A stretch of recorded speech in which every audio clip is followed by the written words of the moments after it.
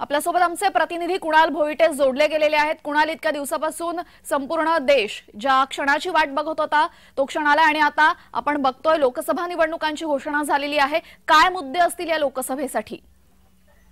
या लोकसभे ज्या गोष्टीची आतुरतेने वाट ही राजकीय मंडळी पाहत होती ती गोष्ट आता येऊन ठेपलेली आहे। आता निवडणुकांचं बिगुल जे आहे ते वाजलेलं आहे। रणसंग्राम आता इथून पुढे सुरू होईल। निवडणूक आयोगाने मात्र मोठी तयारी केली असल्याचं देखील पाहायला मिळालंय, कारण निवडणूक आयोगाने सोशल मीडियाचा वापर आणि वापर फक्त माहिती प्रसारासाठी असेल, जो सोशल मीडियावरती काही अफवा पसरवेल त्याच्यावरती कठोर कारवाई करणार असल्याचं देखील सांगितलेलं आहे। मात्र या संपूर्ण निवडणुकीमध्ये सर्वात जास्त मुद्दे जे समोर येतील ते म्हणजेच बेरोजगारी असेल, कारण बेरोजगारी हा भारतातला सगळ्यात मोठा प्रश्न आहे। बेरोजगारी असेल, त्याचप्रमाणे महागाईवरून विरोधक हे मोदी सरकारवरती या आधी देखील टीका करताना पाहायला मिळतात। त्यामुळे इंडिया आघाडी जी काही आता तयार झालेली आहे ती मोदींवरती महागाई, बेरोजगारी या संदर्भामध्ये जनतेसमोर येऊ शकते आणि या संपूर्ण मुद्द्यांवरतीच ही संपूर्ण लोकसभा निवडणूक गाजण्याची शक्यता आहे। नक्कीच कुणाल, आपण बघू शकतो जेव्हा 2019 साली 2 टप्प्यांमध्ये महाराष्ट्रात निवडणुका झाल्या होत्या, मात्र यावेळेस एकाच टप्प्यामध्ये महाराष्ट्रात निवडणुका आटोपतायत, असं का?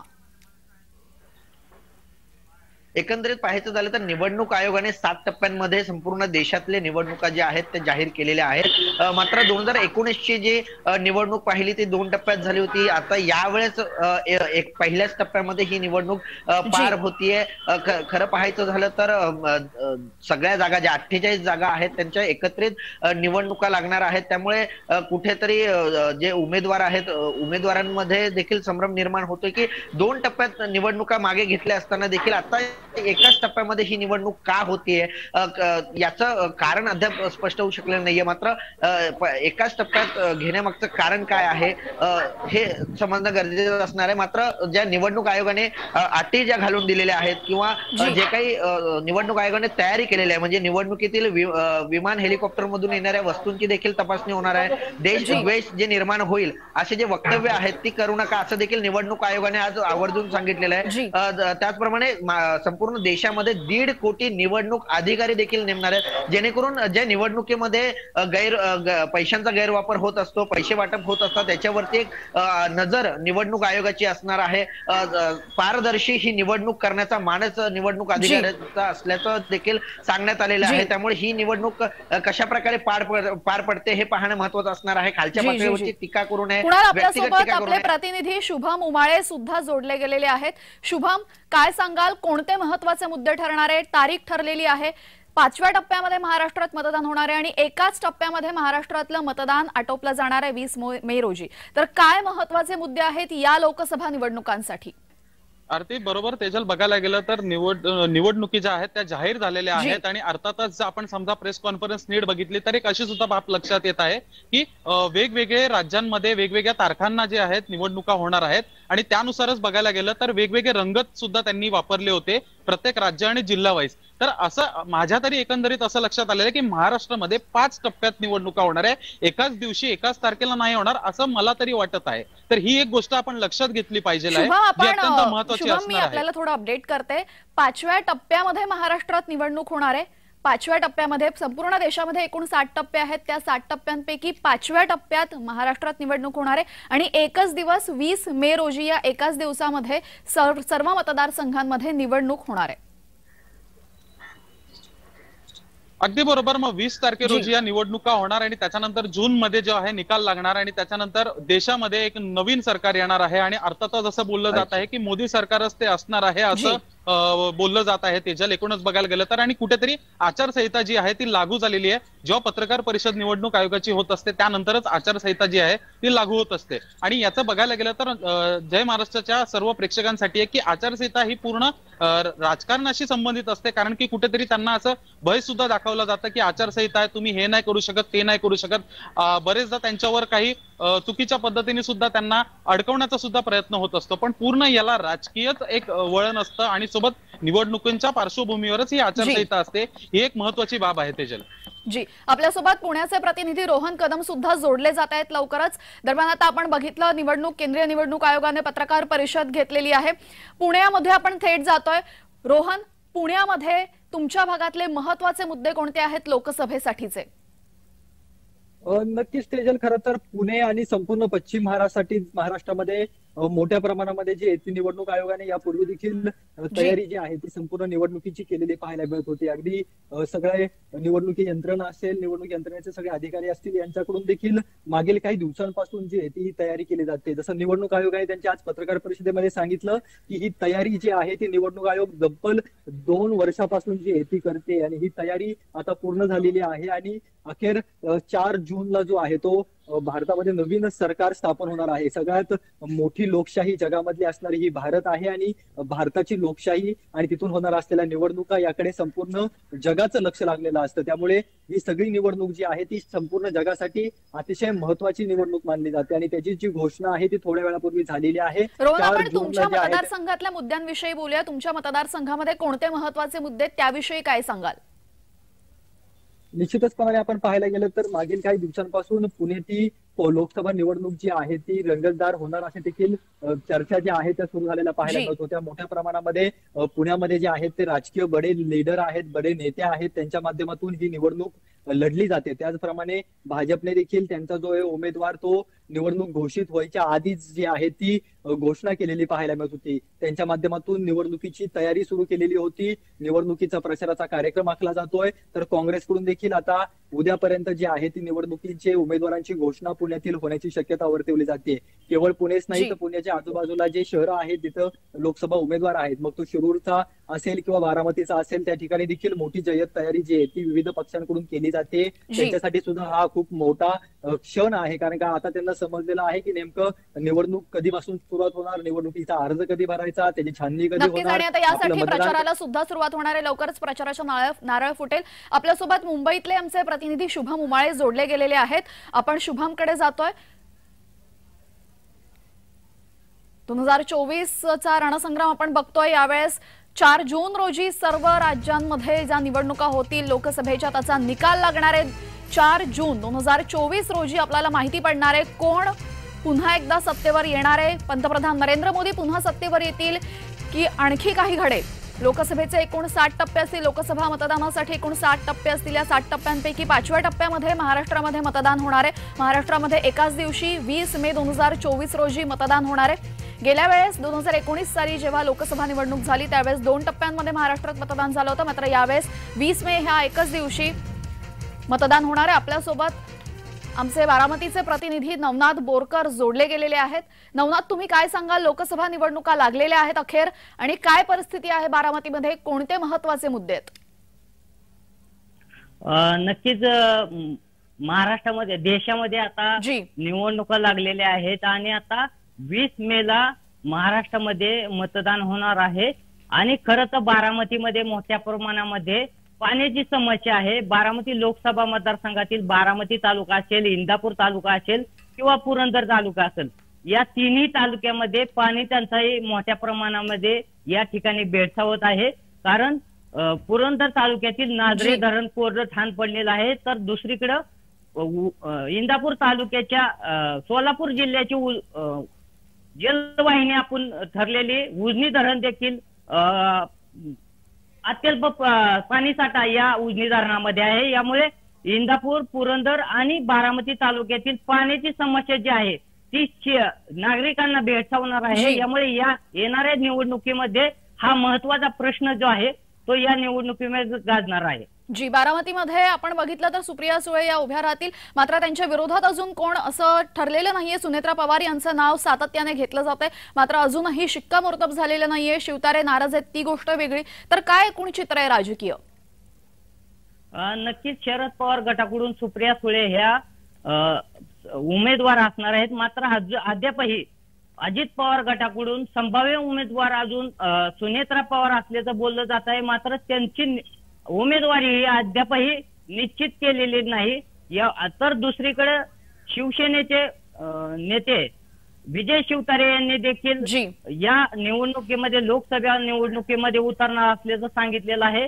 यामुळे आता या निवडणुका लागलेल्या आहेत. मात्र सुप्रिया सुळे यांच्या समोर आता उमेदवार कोण असणार हे अद्याप अजून कळलेलं नाही. मात्र अजून आता आज उद्या या ठिकाणी सुनेत्रा पवार यांचं नाव निश्चित होण्याची शक्यता ज्या पद्धतीने सुनेत्रा पवार या आता राजकीय एकूण सर्व ठिकाणी फिरतायत, भूमिपूजन होत आहे, त्या अनुषंगाने आपण असं बोलू शकतो की त्या संभाव्य उमेदवार आहे. आपण जेव्हा गेल्या वेळची परिस्थिती बघितली तर गेल्या वेळी राष्ट्रवादी एक होतं, यावेळेस राष्ट्रवादीमध्ये फूट पडलेली आहे. यावेळेस सुप्रिया यांच्यासोबत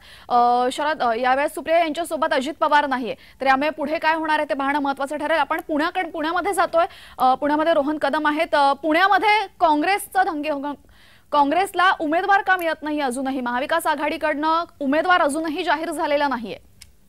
नक्कीच. खरं तर उमेदवाराची चाचपणी जी आहे ती काँग्रेस बराच काळ करतंय असं चित्र पाहायला मिळतंय. कारण का ही जागा काँग्रेसची आहे, परंपरेनुसार काँग्रेसची आहे. ताकद जरी काँग्रेसपेक्षा अनेक इतर पक्षांची जरी मोठी असली तरी सुद्धा काँग्रेस ही जागा सोडणार नाही आहे. शिवसेनेची ताकद कदाचित काँग्रेसपेक्षा जास्त पुण्यामध्ये आहे, राष्ट्रपतीची ताकद आहे, परंतु महाविकास आघाडीमध्ये काँग्रेसला ही सीट परंपरेनुसार मिळत असल्यामुळे काँग्रेसच ही जागा लढवणार आहे याच्यावरती काही शंका नाहीये. परंतु काँग्रेसमधून रवींद्र धंगेकर यांचा चेहरा जो आहे तो समोर केला जातोय. परंतु रवींद्र धंगेकर हे निवडणूक लढवण्यास उत्सुक आहेत का? रवींद्र धंगेकरांना खरंच लोकसभेवरती जायचं आहे का, किंवा पुन्हा त्यांना विधानसभा पाहिजे आहे, याबाबतची जी आहे ती अजून त्यांच्या बरोबरची चर्चा अंतिम टप्प्यामध्ये आलेली दिसत नाहीये. कारण का ज्या अर्थाने गेल्या काही दिवसांपासून सातत्याने ही संपूर्ण निवडणूक धंगेकर विरुद्ध मोहोळ होईल अशा प्रकारचं चित्र जे आहे ते पुण्यामध्ये दिसतंय.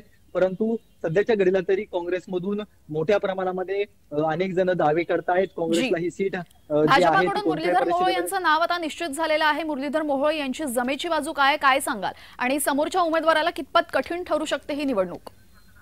नक्कीच पाहायला गेलं तर मुरलीधर मोहोळ यांचा चेहरा जो आहे तो महापौर काळामध्ये संपूर्ण पुणे शहरामध्ये प्रसिद्ध झालेला होता, लोकप्रिय झालेला होता. कोरोना काळामध्ये केलेली मुरलीधर मोहोळ यांची कामं जी आहेत ती अतिशय चांगली आहेत, त्यामुळे त्यांचा नावलौकिक जो आहे तो संपूर्ण शहरामध्ये झालेला होता. त्यामुळे मुरलीधर मोहोळ यांचा जो चेहरा आहे तो भाजपने वापरायचं ठरवलेलं पाहायला मिळत आहे. कारण का भाजपला माहिती आहे की पुण्यामध्ये तरी ही निवडणूक जी आहे ती फेस टू फेस होणार आहे, पर्सन टू पर्सन होणार आहे. याच्यामध्ये पक्ष किंवा मोदींचा प्रभाव कितपत चालेल याबाबतची शासनता भाजपला नाहीये. त्यामुळे ज्या पद्धतीने कसब्याच्या पोटनिवडणुकीमध्ये फेस टू फेस इलेक्शन झाली आणि भाजपचा पराभव झाला आणि धंगेकर विजयी झालेले होते, त्याच अर्थाने यंदा देखील पुणेकर नागरिक जे आहेत ते फेस टू फेस इलेक्शन घेतील. त्यामुळे मोठ्या प्रमाणामध्ये भाजपला जर का विजय मिळवायचा असेल. आपले नाशिकचे प्रतिनिधी सुद्धा जोडले गेलेले आहेत, किरण गोटूर. किरण, काय सांगाल? आपण बघितलं श्रीकांत शिंदे यांनी घोषणा केली आणि त्यानंतर भाजप आणि शिवसेनेमध्ये वाद निर्माण झाला. अजूनपर्यंत कोणताही चेहरा दोन्ही बाजूंनी स्पष्टपणे समोर आलेला नाहीये. काय परिस्थिती आहे? कोणते महत्त्वाचे मुद्दे आहेत? अगदी बरोबर आहे. नाशिक लोकसभेचा जर आपण विचार केला तर नाशिक लोकसभे जागेसाठी सगळ्याच पक्षांनी ताकद लावलेली आहे. त्यामध्ये विशेष करून भाजप आणि शिवसेनेने ही जागा जी आहे ती आपल्याकडेच राहावं अशा पद्धतीचं एक आग्रही मागणी केल्याचं आपल्याला बघायला मिळतं. अगदी 2-3 दिवसांपूर्वी जेव्हा खासदार श्रीकांत शिंदे नाशिकमध्ये आले होते त्यांनी तरी चक्क या जागेसंदर्भात ही जागा आपल्याकडेच आहे आणि आत्ताचे विद्यमान खासदार गोडसे जे आहेत उमेदवार असतील अशा पद्धतीची घोषणा केली होती.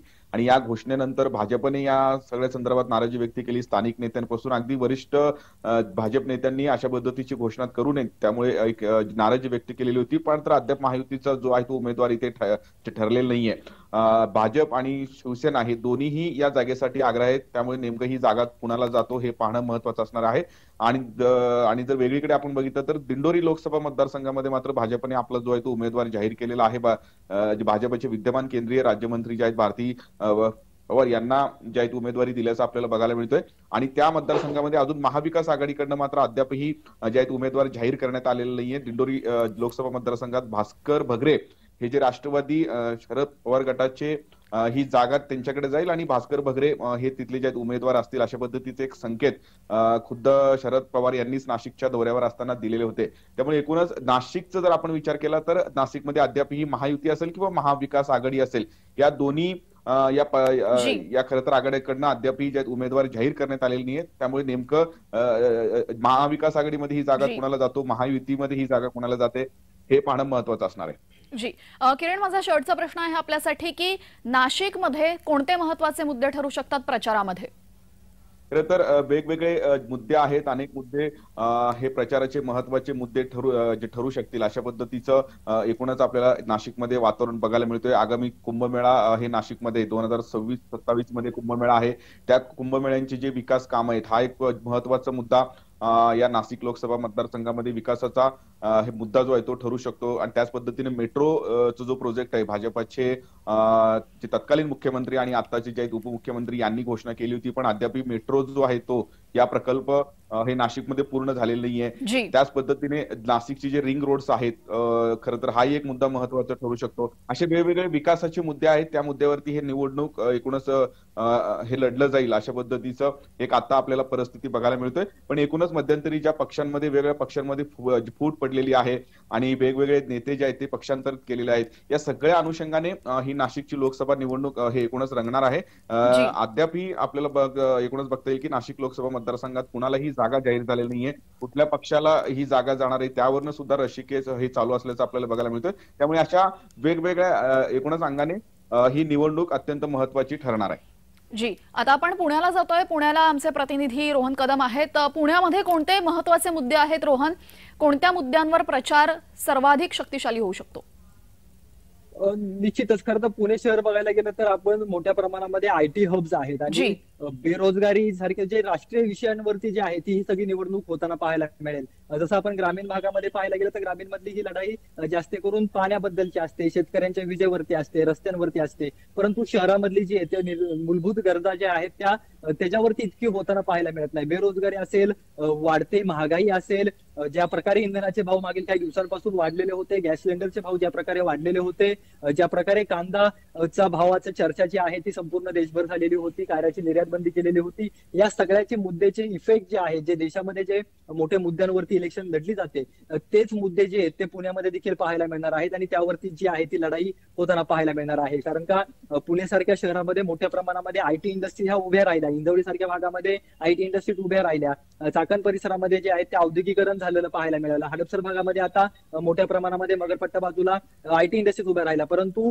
बेरोजगारी जी आहे ती मोठ्या प्रमाणामध्ये अजून देखील असल्याचं चित्र जे आहे ते समोर येताना पाहायला मिळतं. त्यामुळे सगळे जे मोठे विषय जे आहेत त्याच्यावरती ही निवडणूक लढली जाईल आणि काँग्रेसकडून एकंदर महाविकास आघाडीकडून हेच मुद्दे जे आहेत ते प्रकर्षाने लोकांसमोर आणले जातील आणि त्याच्यावरती मुद्द्यांवरती लढाई केली जाईल. तर भाजपकडून ज्या प्रकारे भाजपने त्यांचा जाहीरनामा सादर केलेला होता 2019च्या निवडणुकीपूर्वी आणि निवडणुकीनंतर त्यांनी जो आहे तो जाहीरनाम्यातले जवळपास 2024 पर्यंत सगळे मुद्दे क्लिअर केले. त्यामध्ये 370 असेल, आता काल परवा झालेला CAA सिटीझन अमेंडमेंट ऍक्ट असेल किंवा राम मंदिर असेल, असे अनेक जे मुद्दे आहेत, ट्रिपल तलाकचा मुद्दा त्यांच्या ह्याच्यामध्ये होता, सिटीझनचा बिल होता, ते हे सगळे जे बिल्स आहेत ते लोकांसमोर घेऊन जातील. आणि आम्ही ज्या कारणासाठी तुम्हाला मतदान 2019ला मागितलं होतं, ज्या कारणासाठी आम्ही जाहीरनामा घेऊन तुमच्याकडे आलेलो होतो, ते मुद्दे आम्ही आता क्लिअर केलेले आहेत आणि आता आम्हाला पुढची लढाई जी आहे ती लढायची आहे. त्यासाठी मतदान जे आहे ते भाजपकडून मागितलं जाईल. आपण पुन्हा एकदा नाशिकला जाऊया. नाशिकला आपण जातोय किरण गोटूर यांच्याकडे.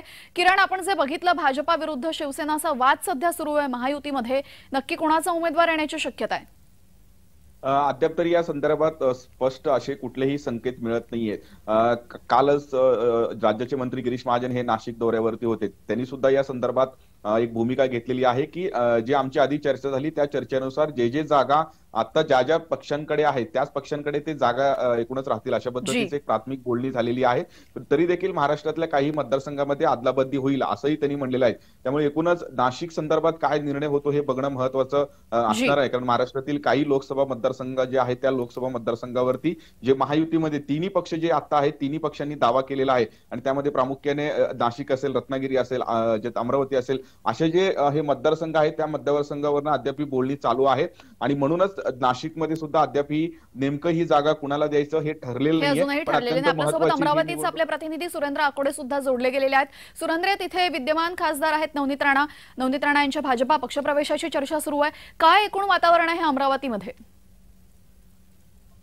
खरं तर अमरावती मधल्या त्या खासदार आहेत नवनीत राणा, यांचे पती रवी राणा यांची कालच देवेंद्र फडणवीस यांच्यासोबत जवळपास 2 तास चर्चा झाली आणि या चर्चेमध्ये सगळ्या सकारात्मक बाजू ज्या आहे त्या रवी राणाच्या बाजूने होत्या असं त्यांनी सांगितलं.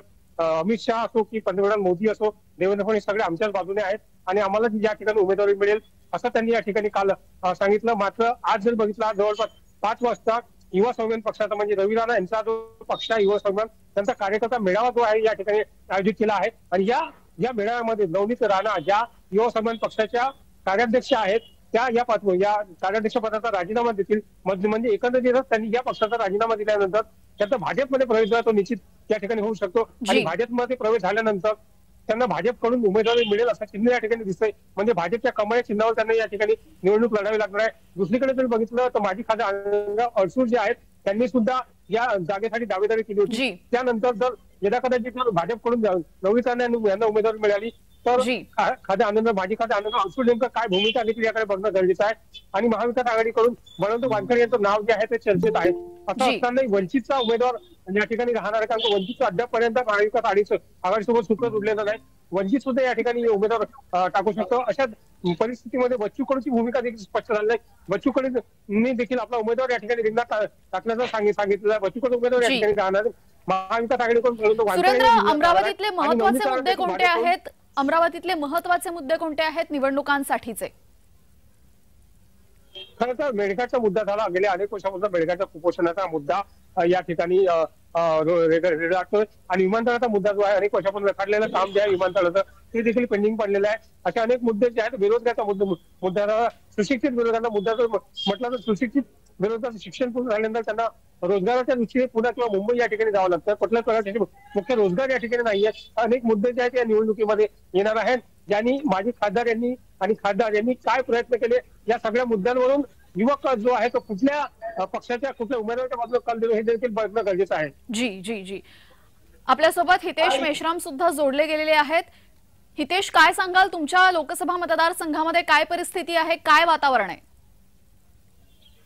जेव्हापासनं नितीन गडकरी यांना तिकीट जाहीर झालेली आहे तेव्हापासनं विरोधक जे आहेत त्यांचे अपोजिट जे कोणी उभे होणार आहेत त्यांचं नाव कुठेही चर्चेत येत नाहीये.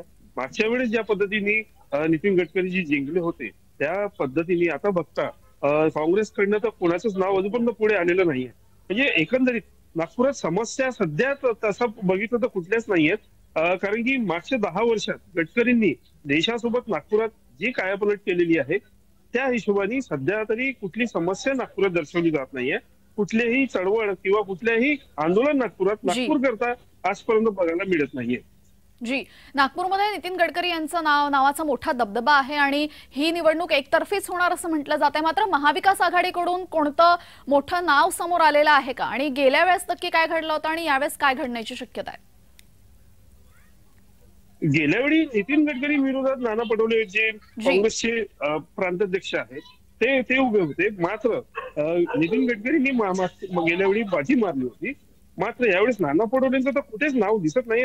आणि सोबतच काँग्रेसकडून विकास ठाकरे असतील किंवा अभिजित वंजारी असतील यांचं कुठेतरी नाव येत होतं, पण आता त्यांनी पण नकार दिलेला पाहायला मिळतोय. जी आपल्या सोबत आणखीन प्रतिनिधी जोडले जाणार आहेत. देशात प्रथमच ज्येष्ठ नागरिकांना घरातून मतदान करणं ही शक्य होणारे अनेक सूचना यावेळेस निवडणूक आयोगाकडून देण्यात आलेल्या आहेत. आपल्यासोबत आमचे रत्नागिरीचे प्रतिनिधी राजेश जाधव जोडले गेलेले आहेत. राजेश, कोकणाचं राजकारण भरपूर आपण बघितलंय तापलेलं आहे. मोठ्या प्रमाणात तिकडे काही ना काही गोष्टी घडतायत. आता लोकसभा निवडणुका लागलेल्या आहेत. काय घडतंय, काय प्रचाराचे मुद्दे असतील? बरोबर आहे, कारण कोकणामध्ये सध्या वातावरण तापलेलं आहे. मागे अगदी निलेश राणे असतील, भास्कर जाधव असतील किंवा मग उदय सामंत असतील, उदय सामंतचे बंधू असतील, किरण सामंत असतील किंवा मग इकडे अनंत गीते असतील किंवा मग सुनील तटकरे असतील, हे सर्वच आता आपल्या तयारीला लागलेले आहेत. मागच्या वेळेला जी अफवा उठलेली होती की नारायण राणे यांना सिंधुदुर्ग रत्नागिरीचं तिकीट मिळणार आहे, त्यामुळे नारायण राणे इच्छुक होते. मात्र त्यांच्या जी इच्छुक आहे ते इच्छुक होते, त्यामुळे त्यांच्या कुठेतरी इच्छा विरजन पडलेलं आहे. मात्र तिकडे जठार पण निवडणूक लढवणार असे ठरलं होतं किंवा मग इथे सार्वजनिक बांधकाम मंत्री रवींद्र चव्हाणांचे नाव होतं. मात्र त्या तिघांचंही नाव बाजूला झालं आणि आता इथे रत्नागिरीतील सिंधुदुर्ग रत्नागिरी विधानसभा लोकसभा मतदारसंघासाठी आता किरण सामंत म्हणजे उदय सामंत आहेत, त्यांचे जे बंधू आहेत त्यांचं नाव आता चर्चेला जात आहे. त्याचबरोबर त्यांच्या समोर सगळं आव्हान असणार आहे ते विनायक राऊतांचं. कारण मागील कित्येक वर्ष विनायक राऊत इथे प्रतिनिधित्व करतायत आणि विनायक राऊतांचा जो संपर्क आहे तो घराघरात आहे. त्यामुळे कुठेतरी तुल्यबळ अशी लढत होणार आहे. किरण सामंत आणि विनायक राऊत ही सरळ लढत होणार नाही. जर वंचितचं आणि जे आघाडी आहे त्यांचं जर जमलं नाही किंवा मग वंचितने जर दुसरा वेगळा उमेदवार तिथे उभा केला तर फारसा त्याला फरक पडणार नाही. 8 ते 9 हजाराचा फरक पडेल. मात्र ही जी तुल्यबळची लढत आहे ती किरण सामंत आणि विनायक राऊत यांच्यात होणार आहे. त्याचबरोबर दुसरा जो मतदारसंघ आहे तो रत्नागिरी रायगड आणि हा जो रत्नागिरी रायगडचा जो मतदारसंघ आहे तोही तुल्यबळाची लढत होणार आहे. मात्र जे आपण बघू शकतो की तिथे विद्यमान खासदार आहेत शिवबाठाचे विनायक राऊत, तर विनायक राऊत यांना तेवढीच चांगली लढत देण्यासाठी किरण सामंत हे पुरेसे आहेत का? कारण की नारायण राणे यांचं नाव वारंवार चर्चेलं जात होतं की नारायण राणे जर उभे राहिले तर ती जागा महायुतीलाच मिळणार. मात्र आता नारायण राणे यांचं नाव मागे का पडलेलं आहे? किरण सामंत यांचं नाव का वारंवार घेतलं जातं आणि किरण सामंत विरुद्ध विनायक राऊत ही निवडणूक तुल्यबळ होईल का?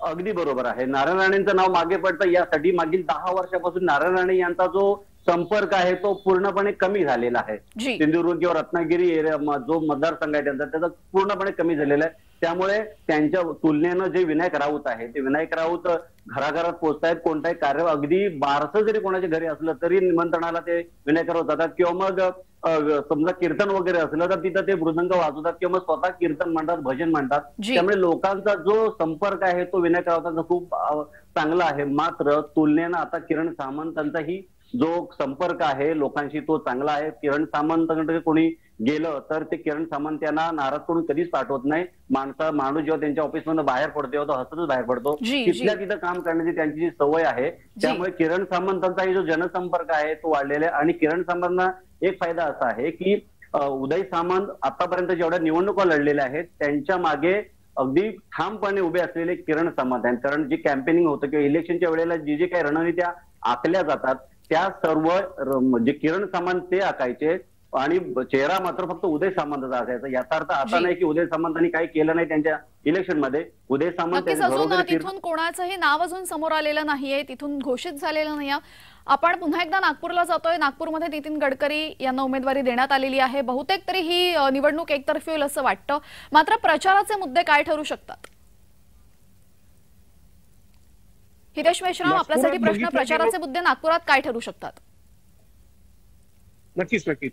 नागपुरात ज्या पद्धतीने आजपर्यंत जे काही कामं झाले आहेत म्हणजे लोकसभेचे उमेदवार असतील किंवा विधानसभेचे असतील आजपर्यंत कुठल्याही उमेदवारांनी नागपूरकरांना नाराज केलेलं नाही असं पाहायला आपल्याला मिळत आहे.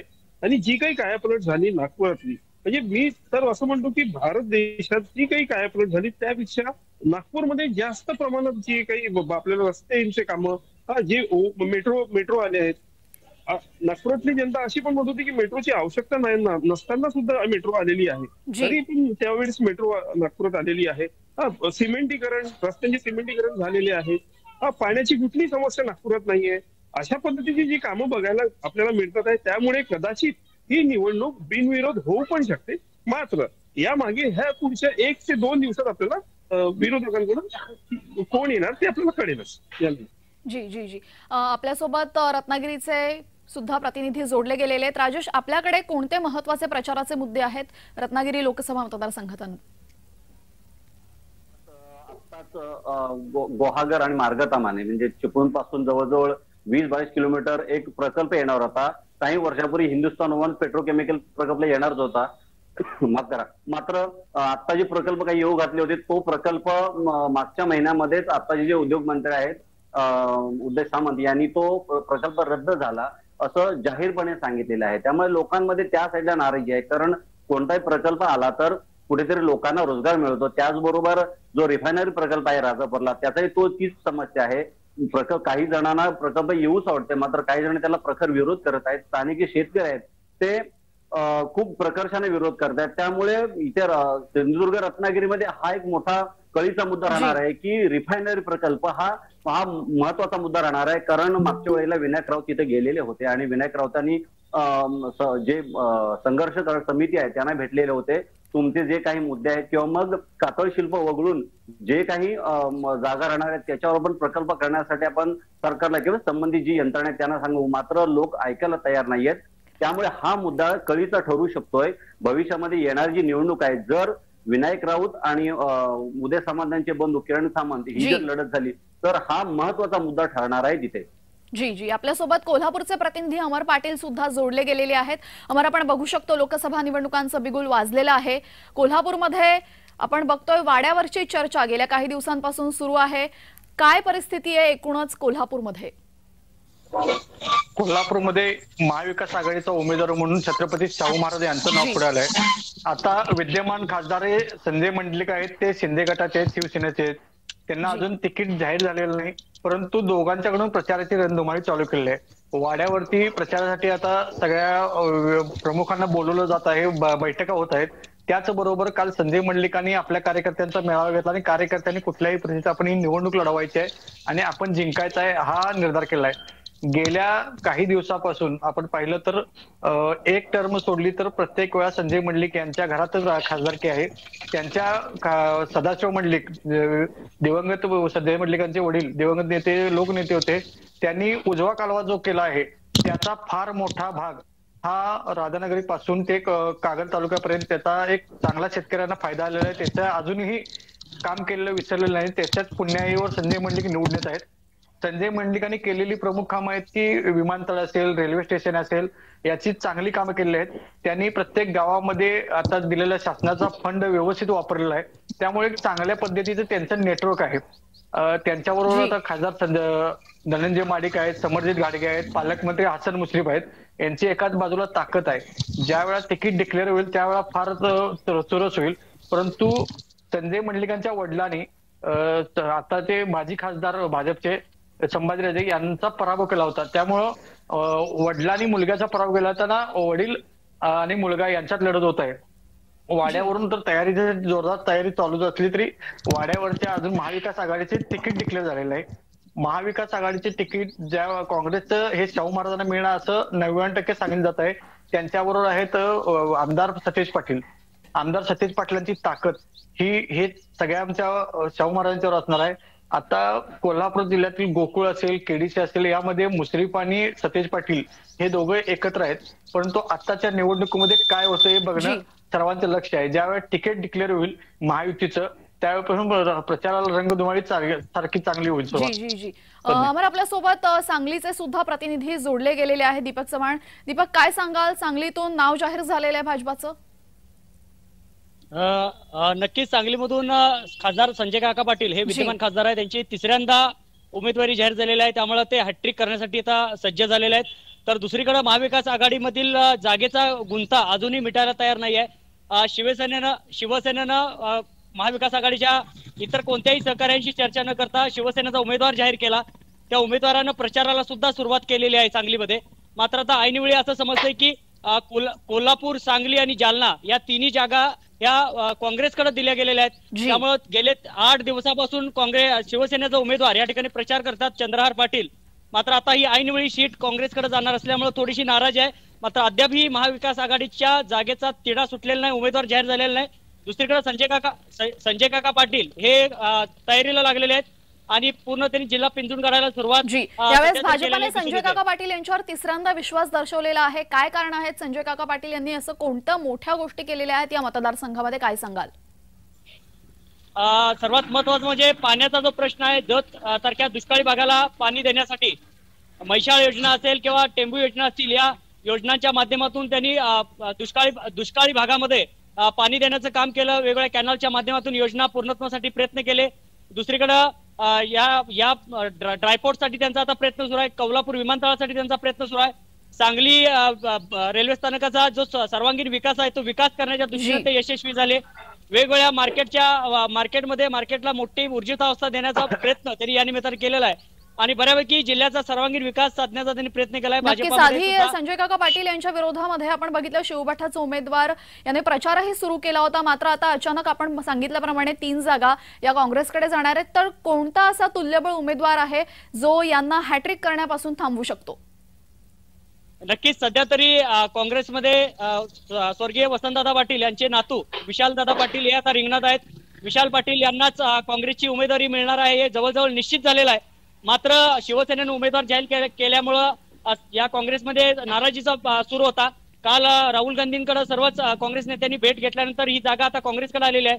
विशाल पाटील यांनी गेल्या 6 महिन्यापासून संपूर्ण जिल्हा पिंजून काढलेला आहे, वेगवेगळ्या कार्यक्रमाच्या माध्यमातून जिल्ह्यात त्यांनी नेटवर्क निर्माण केलेला आहे आणि वसंतदादांचा वारसा असल्यामुळे विशालदादा पाटील यांची कट्टर लढत ही संजय काका पाटील यांना लागेल असं वाटतंय आणि दोघेही तुल्यबळ उमेदवार आहेत, त्यामुळे मोठ्या प्रमाणात काँग्रेसचं मोठं आवाहन या संजय काका पाटील यांच्यासमोर असणार आहे. आपण पुन्हा एकदा कोकणात जातोय. कोकणातून रत्नागिरी सिंधुदुर्ग लोकसभा मतदारसंघातून आपले दोन्ही प्रतिनिधी जोडले गेलेले आहेत. रत्नागिरीतून आपल्याला माहिती आहे राजेश जाधव आणि सिंधुदुर्गमधून सुरेश कौलगेकर दोघेही जोडले गेलेत. सुरेश कौलगेकर, माझा प्रश्न आपल्यासाठी, निवडणुका जाहीर झालेल्या आहेत, काय परिस्थिती आहे?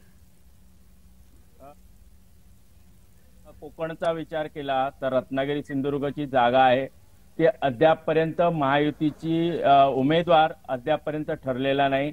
मात्र या संदर्भात बघितलं तर भाजप एकीकडे दावा करते की ही जी जागा असेल ती भाजपला मिळेल असं सुतोवाच सर्वांकडून होतोय. तर दुसरीकडे बघितलं तर जी शिवसेना आहे शिवसेनेकडूनही मोठ्या प्रमाणात मागणी होते. मात्र एकंदर पाहिले ती उबाटा शिवसेना आहे, त्यांचे जे विद्यमान खासदार आहेत विनायक राऊत यांची मात्र यांना जी तिकीट आहे हे स्वतः उद्धव ठाकरे यांनी जाहीर केलंय की त्यांना तिकीट मिळणार आहे आणि त्यांनी या संदर्भात प्रचाराला सुद्धा कुठेतरी सुरुवात केलेली दिसते. मात्र अलीकडेच रत्नागिरीमध्ये ज्यावेळी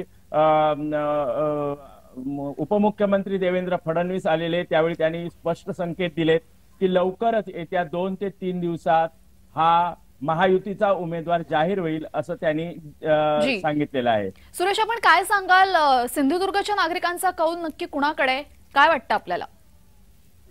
एकंदर पाहिलं तर कोकण म्हटलं तर खऱ्या अर्थाने पूर्वी शिवसेनेचा बालेकिल्ला समजला जायचा. मात्र आता बघितलं तर नारायण राणे यांचं मोठ्या प्रमाणात या कोकणात प्रभाव दिसतोय. एकंदर पाहिलं तर नारायण राणे यांनी स्पष्टीकरण देताना असं सांगितलेलं की जी 2.5 लाख मतं आहेत ती आपल्याकडे आहेत. त्यामुळे ते प्रत्येक वेळी सांगतायत की जर भाजपचा उमेदवार दिला तर निश्चितच आपला जो विजय असेल महायुतीचा हा विजय निश्चित होईल. मात्र दुसरीकडे बघितलं तर शिवसेना असा दावा करते, जी शिवसेना म्हणजे आज सध्या भाजप बरोबर आहे ती शिवसेना असा दावा करते की आपल्याकडे सुद्धा चांगली मतं आहेत. त्यामुळे जर शिवसेनेला जर तिकीट दिलं आणि किरण सामंत या संदर्भात इच्छुक आहेत आणि जर त्यांना तिकीट दिलं तर निश्चितच आम्ही विजयी होऊ असा त्यांचाही दावा आहे. आपण रत्नागिरीच्या प्रतिनिधींकडे सुद्धा जाऊयात. रत्नागिरीमध्ये राजेश, काय सांगाल, कौल कुणाचा आहे रत्नागिरीचा? तसं पाहिलं तर जो ग्राउंड लेवलला जो मतदार आहे तो फार संभ्रमामध्ये आपल्याला पाहायला मिळत आहे. कारण राष्ट्रवादीचे 2 तुकडे झालेले आहेत, मूळ शिवसेनेचे 2 तुकडे झालेले आहेत. त्यामुळे आपण जे पाहतो ते सगळे कार्यकर्ते पुढे दिसतात आपल्याला. मात्र मतदान करताना जी मतदान पेटी आहे तिथनं जे बटन दाबताना ती मतदाराची जी काय मानसिकता असणार आहे त्याच्यावर सर्व अवलंबून असणार. कारण मूळ शिवसैनिक आहे तो ठाकरेंबरोबर आहे, जो तळागाळातला शिवसैनिक आहे, जो बाळासाहेब ठाकरे यांच्यावर प्रेम करणारा शिवसैनिक आहे तो ठाकरेंबरोबर आहे. त्यामुळे कुठेतरी संभ्रम लोकांमध्ये आहे की नक्की आम्ही करायचं काय. कारण ज्या वेळेला सर्वजण आपण शिवसैनिकाशी आपण चर्चा करत असतो त्यावेळेला शिवसैनिक म्हणतो की अरे ठाकरे साहेब असते तर नक्की तसं झालं नसतं. त्यामुळे कुठेतरी भावनिक मूळचा शिवसैनिक झालेला आहे. त्यामुळे इथे रत्नागिरीमध्ये तरी सध्या तुल्यबळची जी लढत होणार आपण मगाशी सांगितल्याप्रमाणे किरण सामंत आणि विनायक राऊत यांच्यामध्ये तुल्यबळची लढत होणार आहे. आणि मूळ ही जी मगाशी आता कौलगेकरने आपल्या सिंधुदुर्गातल्या प्रतिनिधी सांगितलं त्याप्रमाणे जरी शिवसेनेचा बालेकिल्ला असला तरी एक मात्र भीती आहे किरण सामंतांना. जर किरण सामंतांना ही सीट लोकसभेची सीट मिळाली तर नारायण राणे त्यांचं काम करतील का हा एक मुळात मोठा प्रश्न आहे. कारण त्यांचं जे पहिल्यापासून जी राजकीय जी शीतयुद्ध आहे ते अजून संपलेलं नाहीये. आणि या चढाओढीच्या कालावधीमध्ये समजा किरण सामंतांना ही त्यांना सीट मिळाली लोकसभेची सिंधुदुर्ग रत्नागिरीची तर नारायण राणे त्यांना मदत करतील का हा एक प्रश्न निर्माण इथे होतो. नारायण राणे मदत न करण्याची कारण काय असू शकतात नक्की? कारण की एक महायुतीमध्येच आहे ते, त्यांचे पूर्वीपासूनचे जे वाद आहेत ते विसरून महायुतीसाठी ते मदत करणार नाही असा कयास मांडला जातोय का? अशी चर्चा आहे. कारण उदय सामंत आणि नारायण राणे यांचं पहिल्यापासून जे मी म्हणालो राजकीय शीतयुद्ध जे आहे ते चालूच आहे. वैयक्तिक त्यांचं वैर नाहीये पण राजकीय जे शीतयुद्ध आहे ते अजूनही चालूच आहे. कारण स्वतः नारायण राणे इथे इच्छुक असल्यामुळे कुठेतरी चर्चा अशी आहे की नारायण राणे जर तिकीट नाही नाकारलं आणि किरण सामंतांना तिकीट मिळालं तर मात्र नारायण राणे किरण सामंतांना योग्य ती मदत करतील का असाच प्रश्न निर्माण होते. तशीच परिस्थिती काहींची रायगड आणि रत्नागिरीची होणार आहे. कारण जो राष्ट्रवादी जो म्हणजे शरद पवारजी तर अध्यक्ष जेव्हा होते त्यावेळेला जो प्रमुख राष्ट्रवादी गट होता तो आता फुटून भाजपला मिळालेला आहे, म्हणजे दादा गट झालेला आहे. त्यामुळे तिथेही तीच परिस्थिती आहे. जो मूळ शरद पवारांना मानणारा जो गट आहे तो अजून तिथेच आहे. मतदान करेपर्यंत किंवा मतपेटी जाईपर्यंत त्यांची नक्की काय भूमिका असणार आहे तेही तितकीच निर्णायक ठरणार आहे. जी, आपण आता थेट जळगावमध्ये जातोय. जळगावमधून आमचे प्रतिनिधी जुगल पाटील जोडले गेलेले आहेत. जुगल, काय सांगाल, काय परिस्थिती आहे आपल्या लोकसभा मतदारसंघात?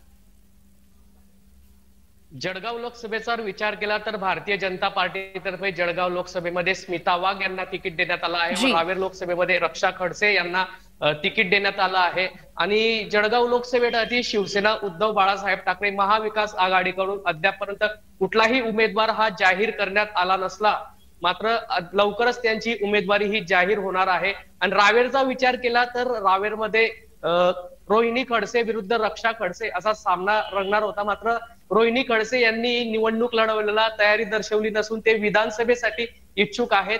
मात्र एक जर विचार केला तर आगामी काळामध्ये एकनाथ खडसे निवडणूक लढणार अशी चर्चा होती. आणि ऐन वेळेस खडसे परिवाराने यामधून माघार घेतल्यामुळे जनतेमध्ये सध्या तरी रक्षा खडसे यांना निवडणूक सोपी करण्यासाठी एकनाथ खडसे यांनी हे पाऊल उचललं अशा सध्या तरी चर्चा जळगावामध्ये रंगत आहे. जी, ज्या पद्धतीने एकनाथ खडसे यांनी सांगितलं की रावेर या मतदारसंघामध्ये खडसे विरुद्ध खडसे असा सामना तर होणार नाही, त्यामुळे खडसे परिवारातून रक्षा खडसे यांच्या विरोधात कोणी उभं राहणार नाही.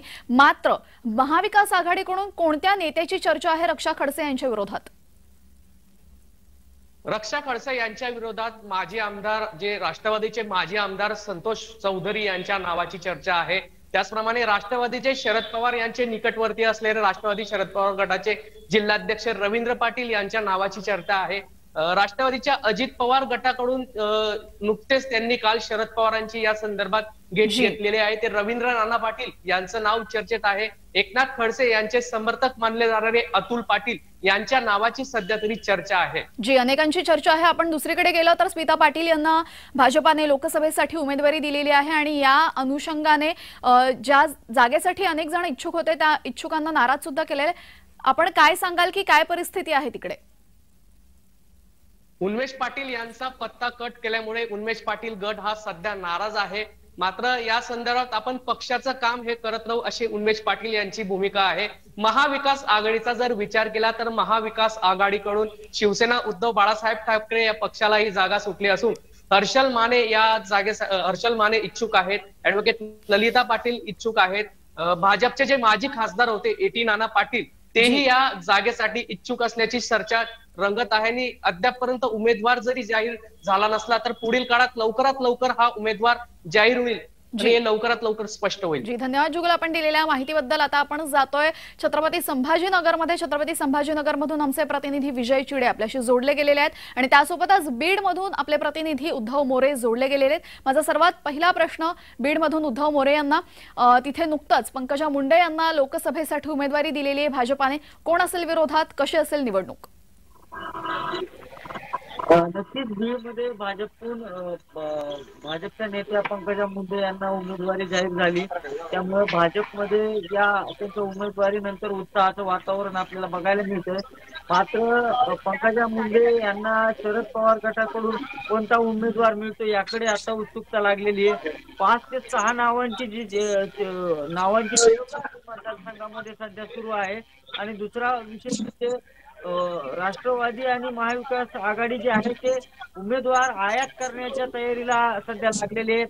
या ठिकाणी आताच कालपर्यंत बजरंग सोनवणे ज्यांनी 2019ची लोकसभा लढवली होती त्यांच्या नावाची चर्चा आयात उमेदवार म्हणून केली जाते. त्याचबरोबर स्वर्गीय विनायकराव मेटे यांच्या पत्नी ज्योतिताई मेटे यांचं देखील नाव आता बीड मतदारसंघामध्ये येऊ लागलेले आहेत, कारण की त्या नावाची आता चर्चा सुरू झालेली आहे. जोपर्यंत महाविकास आघाडीचा उमेदवार मैदानात येत नाही तोपर्यंत बीड लोकसभेचं जे चित्र आहे ते स्पष्ट होणार नाही. मात्र चर्चेच्या माध्यमातून या गोष्टी ज्या आहेत त्या लोकांकडून सांगितल्या जात आहेत की बजरंग सोनवणे असतील, ज्योतिताई मेटे असतील आणि त्याचबरोबर राष्ट्रवादी काँग्रेस पक्षामधले जवळपास 5 ते 6 नाव आहेत हे जे की इच्छुक आहेत मात्र यांच्या संदर्भामध्ये नेमकं महाविकास आघाडी कशा पद्धतीचा निर्णय घेतो याकडे आता हे पाहणं महत्त्वाचं ठरणार. आपल्यासोबत छत्रपती संभाजीनगर मधून आपले प्रतिनिधी विजय चिडे जोडले गेलेले आहेत. विजय, काय सांगाल, काय परिस्थिती आहे छत्रपती संभाजीनगर मध्ये? नक्की जर बघितलं तर मागील अनेक दिवसापासून जे आहे ते छत्रपती संभाजीनगरची लोकसभेची जागा जी आहे ती अद्यापही महायुतीकडूनही आता जे आहे ती जाहीर करण्यात आली नाही. त्याच पद्धतीने जर बघितलं तर महाविकास आघाडीकडून देखील आता छत्रपती संभाजीनगरची जागा जी आहे ती अद्यापही आता उमेदवारी कोण असेल हे जाहीर करण्यात आलेलं नाही. त्यामुळे आता जर बघितलं तर महायुतीचे उमेदवार देखील आता यासाठी जोरदार तयारी करत आहेत. त्याचबरोबर महाविकास आघाडीकडून देखील आता जर बघितलं तर शुभा उमठा गटाला ही जागा सुटण्याची शक्यता आहे. कारण या ठिकाणी जर बघितलं तर मागील अनेक वेळा जे आहे ते चंद्रकांत खैरे खासदार म्हणून होते, मात्र मागील वर्षी जे बघितलं तर एमआयएमचा खासदार या छत्रपती संभाजीनगरमध्ये निवडून आलेला आहे. त्यामुळे आता जी दावेदारी आहे शुभा उमठा गटाकडून या ठिकाणी करण्यात आलेली आहे. त्यामुळे आता पुन्हा एकदा चंद्रकांत खैरे या ठिकाणी निवडणुकीसाठी उभा राहणार असल्याची चर्चा जी आहे ती आता सूत्रांनी दिलेली आहे. आणि त्याच पद्धतीने जर बघितलं तर आता भाजप जे आहे भाजपच्या वतीने या ठिकाणी जागा सोडण्याचा प्रयत्न करण्यात येत आहे. मात्र अनेक दिवसापासून जर बघितलं छत्रपती संभाजीनगर हा शिवसेनेचा बालकिल्ला समजला जातो. त्याच पद्धतीने शिंदे गटाचे 5 पेक्षा अधिक आमदार जे आहे ते छत्रपती संभाजीनगर मधून गेलेले आहेत. त्यामुळे आता छत्रपती संभाजीनगर मध्ये जर बघितलं तर शिंदे गटाचा दबाव जो आहे तो काय चांगला आहे. आणि त्यामुळे आता शिंदे गट देखील जी उमेदवारी आहे लोकसभेची ही आपल्याकडे वळण्याचा प्रयत्न करत आहे. त्यामुळे आता शिंदे गटाकडे जर ही उमेदवारी गेली तर शिंदे गटाकडून छत्रपती संभाजीनगर मधून पालकमंत्री संदीप भुमरे यांचं नाव समोर येत आहे. त्याच पद्धतीने जर बघितलं तर मराठा फॅक्टर म्हणून आता विनोद पाटील यांचं देखील नाव समोर येत आहे. आणि त्यामुळे आता विनोद पाटील जर आता एक शिंदे गटाकडे जातील किंवा अपक्ष देखील उभा राहण्याची शक्यता जी आहे ती विनोद पाटलांनी आता वर्तवलेली आहे. आणि त्याच पद्धतीने जर बघितलं संपूर्ण छत्रपती संभाजीनगरचं राजकारण जे आहे ते आता छत्रपती संभाजी नामकरणावरती होण्याची शक्यता जी आहे ती वर्तवली जात आहे. बीड मध्ये आपले प्रतिनिधी तिथे उपस्थित आहेत. काय आहेत प्रचाराचे महत्वाचे मुद्दे, काय सांगाल उद्धव? महत्वाचा विषय म्हणजे आताच पंतप्रधान नरेंद्र मोदी यांच्या व्हिडिओ कॉन्फरन्सिंगच्या माध्यमातून बीड परळीचा जो रेल्वे महामार्ग आहे या सगळ्या संदर्भामध्ये आंबळनेर जे की बीड पासून 55 ते 60 किलोमीटर अंतरावर आहे इथपर्यंत रेल्वेचं उद्घाटन जे आहे ते पंतप्रधान यांच्या ऑनलाईन उपस्थितीमध्ये झाले. त्याच्यामुळे त्यांच्या तो एक रेल्वेचा मुद्दा एक या ठिकाणी असणार आहे. त्याचबरोबर जे पंतप्रधान नरेंद्र मोदी यांनी घरकुलांची कामं असतील बीडमध्ये मोठ्या प्रमाणात घरकुल मंजुरी जे आहे ते केंद्र सरकारच्या माध्यमातून केलेले आहेत. त्याचबरोबर मुद्रा लोनच्या संदर्भामध्ये देखील प्रचाराचे मुद्दे असू शकतात. रोजंदारी म्हणजे बेरोजगारांची संख्या कमी करावी असे देखील भाजप मुद्दे घेऊन मैदानात येण्याची शक्यता आहे. त्याचबरोबर येत्या काळामध्ये कुणीही व्यक्ती जो आहे तो बेरोजगार राहणार नाही अशा संदर्भाचा प्रचार भाजपच्या वतीने केला जाऊ शकतो. आता तरी सध्या प्रचाराचे मुद्दे पुढे नाही आले, मात्र हे मुद्दे जे आहेत ते अजेंड्यावर असणार. जी आपण पुन्हा एकदा छत्रपती संभाजीनगर मध्ये जातोय. छत्रपती संभाजीनगर मध्ये कोणते महत्वाचे मुद्दे आहेत, काय सांगाल? नक्की जर बघितलं छत्रपती संभाजीनगरचा जो महत्वाचा मुद्दा जे आहे तो जे राजकारण लोकसभेचं ठरणार आहे हे छत्रपती संभाजीनगरच्या नामकरणावरती होणार आहे. यापूर्वी छत्रपती संभाजीनगरचं नामकरण हे औरंगाबाद हे नाव होतं, मात्र आता एकीकडे जर बघितलं भाजप सांगत आहे की आम्ही छत्रपती संभाजीनगर केलं, तर दुसरीकडे उद्धव बाळासाहेब ठाकरे गट सांगत आहे की उद्धव ठाकरेंनी हे जे नामकरण आहे हे केलेलं आहे. त्याच पद्धतीने जर बघितलं तर छत्रपती संभाजीनगरला पाण्याची भीषण टंचाई आहे, यावरती आता देखील लोकसभाची निवडणूक आहे ती पार पाडण्याची शक्यता जात आहे. त्याच पद्धतीने जर बघितलं तर भाजपकडून अनेक वेळा जे आहे छत्रपती संभाजीनगरमध्ये रोजगार मेळावे घेण्यात आलेले आहेत. त्याच पद्धतीने वेगवेगळे पद जे आहे कार्यक्रम देखील भाजपच्या वतीने घेण्यात आलेले आहेत. त्यामुळे जर बघितलं आता भाजप जो आहे तो आता छत्रपती संभाजीनगरवरती आपला दावा करत आहे. त्यामुळे आता छत्रपती संभाजीनगरमध्ये शिंदेगड देखील आता चांगला जोरदार तयारी करताना आपल्याला पाहायला मिळत आहे. त्यामुळे आता सर्वात एक फॅक्टर जर ठरला तर हा छत्रपती संभाजीनगरचा नामकरण ठरू शकतो. त्याच पद्धतीने छत्रपती संभाजीनगरमध्ये जर बघितलं तर एमआयएमचे खासदार आहे इम्तियाज जलील हे सध्या खासदार आहेत आणि त्यांना पाडण्याची जे आहे ते आता संपूर्ण जे आहे हिंदू संघटना आहे एकत्रित काम करण्याची शक्यता आहे. त्यामुळे आता छत्रपती संभाजीनगरमध्ये आता पुन्हा आता शिवसेनेचा खासदार द्या अशी मागणी जी आहे ती आता संपूर्ण करत आहे. यापूर्वी जर बघितलं तर भाजपचे अमित शहा या ठिकाणी सभा घेतली होती, या ठिकाणी आम्ही जे आहे एमआयएमला उकडून फेकला असं देखील त्यांनी भर सभेमध्ये सांगितलं होतं. त्यामुळे आता संपूर्ण छत्रपती संभाजीनगरचं राजकारण हे आता हिंदू मुस्लिम असे होण्याची शक्यता जी आहे ती आता एकंदरीत कुठेतरी राजकारण वर्तवली जात आहे. धन्यवाद.